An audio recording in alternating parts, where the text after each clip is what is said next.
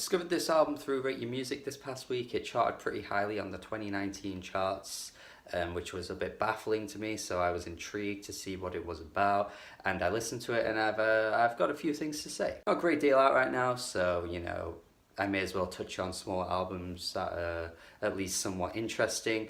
But apparently, I'm not going to get into this too much, but the ratings for this album were a little fabricated. People that knew the band were overrating it, and now on the flip side, people are like, you know, overcompensating for all the ratings and giving it like 1 out of 5 and 0.5 out of 5, which is kind of a bit dumb.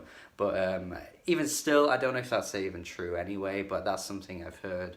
And it's a pretty clever marketing scheme, I must say, to get people interested in your album.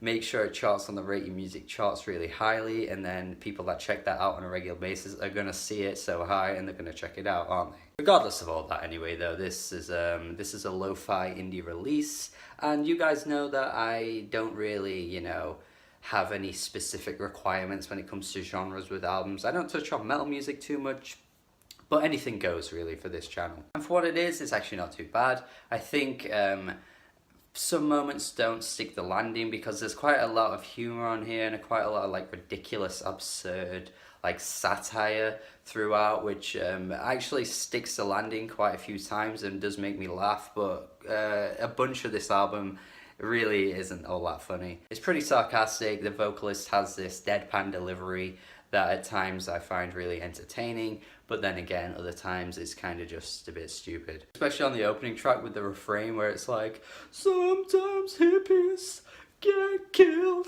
by machine guns. And the frog waltz, which is definitely my favorite track, where he's like, I love these frogs so much. It is ridiculous, man. And the track actually sounds really good. I actually really like the instrumental that they've used on this one. It's just like entertaining humor at times, but again, like I said, it doesn't always stick. Like the cat song, that was pretty terrible. The lyrics on there are just so no.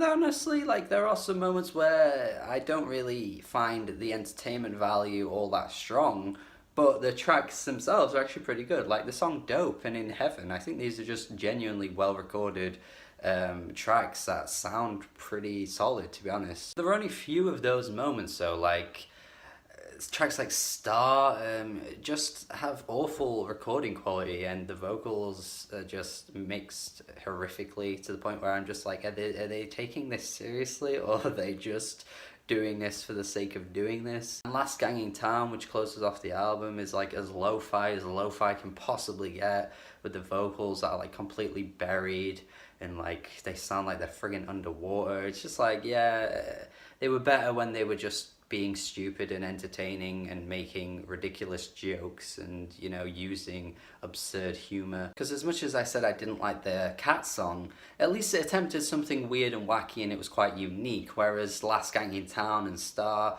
are just really any generic Bandcamp tracks you'd discover stumbling through the pages, and you know, you're gonna find a random DIY band. It could just be anyone, basically. Yeah, while I appreciate the weirdness at times, I also don't really find everything on here all that entertaining, which is a bit of a shame because there are some high points, but overall it's just pretty whatever. I'm gonna go 5.5 out of 10. If you've checked this out, let me know your thoughts on this. I hope you have a good day and subscribe to the channel for more reviews.